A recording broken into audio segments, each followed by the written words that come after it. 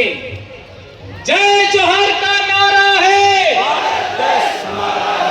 जय जोहर का नारा है, जय जोहर का नारा है। यह नारा 2015 में मैंने गढ़ा था और इस नारे ने दक्षिणी राजस्थान और हमारे मध्य प्रदेश के जुड़ते हुए इलाके में एक ऐसी क्रांति पैदा किया कि 47 सांसद और 487 विधायक गूंगे बहरे हो चुके थे और आदिवासी कौम वॉइसलेस हो चुकी थी, उसका जवाब दिया। और आज की तारीख में 5 विधायक और 1 सांसद इस नारे की बदौलत विधानसभा और लोकसभा में गए। आज मैं बहुत खुश हूं, आज मैं बहुत खुश हूं क्योंकि क्या लाजवाब डॉक्टर वसावत सर ने बोला।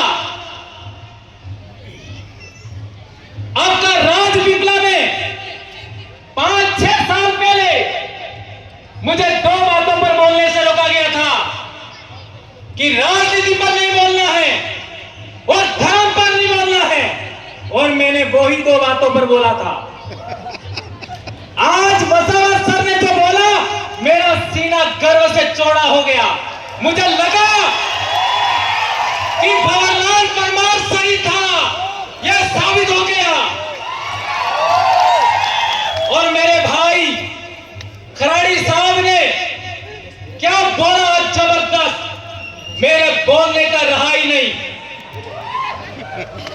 खराड़ी साहब ने जबरदस्त बातें की आज, जो मैं बोलना चाहता था, घर से सोच के आया, वो बात खराड़ी साहब ने रखा। और आज मैं कहना चाहता हूं कि मध्य प्रदेश में मैं बहुत बोल चुका हूं, मध्य प्रदेश का भी समय मुझे आज दिया जाए, आने वाले साल मुझे नहीं बोलना। दोस्तों, बारू दादा ने बहुत बड़ी बात बताई कि शोषण की परिभाषा क्या हो, अत्याचार की परिभाषा क्या हो। दोस्तों, हम लोगों का वनवासी कहा जा रहा है, यह भी अत्याचार है। हमारे समाज को धर्म में बांटा गया, यह भी अत्याचार है। हमारे समाज को पार्टियों में बांटा गया, यह भी अत्याचार है। रूढ़ी प्रथा की बात करें, हमारे इलाके में आज की तारीख में एक महिला का कम उम्र में पति मर जाता है तो क्या किया जाता है? जब बच्चे छोटे छोटे होते हैं तो वो महिला मात्र 12 दिन वो महिला एज ए विधवा होती है। ये रूढ़ी प्रथा है बहुत बड़ी। 12 दिन के बाद उसको पसेड़ी उड़ाई जाती है और वह पुनः सुहागन हो जाती है। यह कितना बड़ा समाज व्यवस्था है। एक महिला के मान सम्मान इज्जत के लिए यह कितनी बड़ी रूढ़ी प्रथा है, उसको भी हमें आगे बढ़ाना होगा दोस्तों। और एक बड़ी बात बताई थी गौर दादा ने कि हम हिंदू भी नहीं है, मुस्लिम नहीं है, ईसाई नहीं है।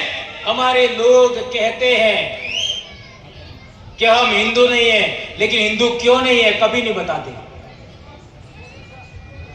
कभी नहीं बताते। और इनकी बताने की बात आए तो वो मात्र ये कहते हैं कि हिंदू विवाह की नियम हमारे ऊपर लागू नहीं होता। आज रतलाम में देखिए, जब अलीराजपुर दाहोद में देखिए, हमारे समाज का जब विवाह होता है तो एक कपड़े का अडूड़ा माड़वे में रखते हैं, उसके ऊपर एक लोटे में महुआ रखते हैं। मान्यवर चौधरी साहब कह रहे थे, महुआ अर्क एक लोटे में रखते हैं और उसके ऊपर दूसरा लोटा पानी भर के रखते हैं। क्या ये बात सही है? और उसके चारों तरफ फेरा लेने से पहले आरती की थाली से तिलक लगा जाता है धरती माता को। यह कितनी बड़ी रूढ़ी प्रथा है। अग्नि पूजा नहीं होता और इसके बाद इस कड़े के चारों तरफ फेरा लगवाया जाता है। यह प्रथा किस विवाह पद्धति में बताइए? क्या यह प्रथा ब्राह्मण प्रथा में है क्या? नहीं है। क्या ईसाई प्रथा में है क्या? नहीं है। क्या इस्लाम प्रथा में है क्या? नहीं है। तो हम लोग हिंदू भी नहीं है, हम लोग ईसाई भी नहीं है, हम लोग मुस्लिम भी नहीं है। ये बात प्रमाणित होता है। और हिंदू तो कोई धर्म भी नहीं है। ब्राह्मण धर्म को ही हिंदू धर्म कहते हैं। ये बात समझना है तो हम लोगों को जबलपुर हाई कोर्ट का जजमेंट पढ़ना होगा। एक धर्म क्या होता है उसके लिए 4 बड़ी बातें हैं। एक, जो वर्ण व्यवस्था है वो धर्म है, और दूसरा प्रायश्चित होता है वो धर्म है, और तीसरा बात है कि हमारा जो क्या कहते हैं आपका पूजा पद्धति का आधार है वो धर्म है। तो हमारे समाज की व्यवस्था के अंदर वर्ण व्यवस्था नहीं होता। ये सुप्रीम कोर्ट ने बोला है, आपका जबलपुर हाई कोर्ट ने बोला।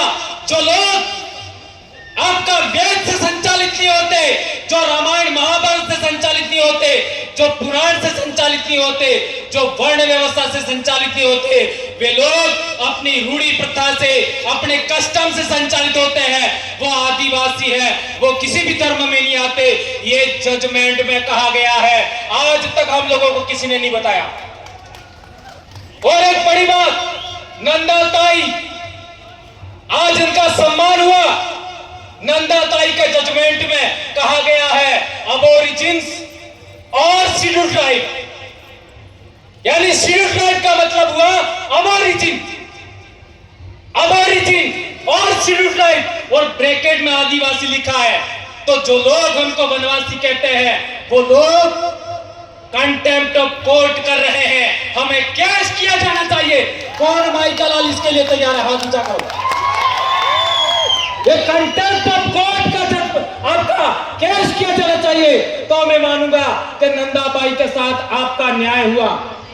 एक और बड़ी बात, हमारे बहुत सारे बड़े वक्ताओं ने बात रखा। एक बात आई थी बिल प्रदेश, तो कई लोग मेरा विरोध करते थे।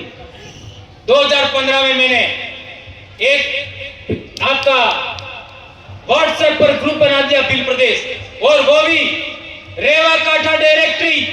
मैं पैदाइशी मानगढ़ आंदोलन की देन हूं। ये खराड़ी साहब पैदाइशी मानगढ़ आंदोलन की देन है। और ये आपका जितना भी दक्षिणी राजस्थान और उत्तरी गुजरात का आदिवासी है, उत्तरी मध्य प्रदेश का आदिवासी है, मानगढ़ आंदोलन की पैदाइश है। उस मानगढ़ आंदोलन का सबसे बड़ा उद्देश्य था भील राज कायम करना। और ये बात गोविंद गुरु के इतिहास में लिखी हुई थी। उसी को आधार मान करके मैंने बिल प्रदेश व्हाट्सएप ग्रुप बनाया। बहुत लड़ाई हुआ, लेकिन लड़ते लड़ते हम लोगों ने आज पूरे इलाके के अंदर ये बात फैलाने में कामयाब हुए। आज मेरे छोटे भाई चेतर वसावा ने बोला, आपने कितना इस्तेमाल किया। मेरे छोटे भाई जय कृष्ण पटेल ने बोला, कितना बड़ा आपने इस्तेमाल किया। और हमारे डामोर सर ने भी बात किया, आप लोगों ने उनको सर आंखों पे रखा। ये बात हम लोगों को आगे बढ़ाना है। लेकिन मेरा भील प्रदेश क्या है? मेरा भील प्रदेश एक राज्य से भी बड़ा है। मेरा भील प्रदेश का मतलब है जहां जहां भील राजा हुआ करते थे वो सारी जमीन भील आदिवासियों की है। ये आदिवासियों के जल जंगल जमीन की लड़ाई है। ये है भील प्रदेश मेरे लिए। भील प्रदेश का मतलब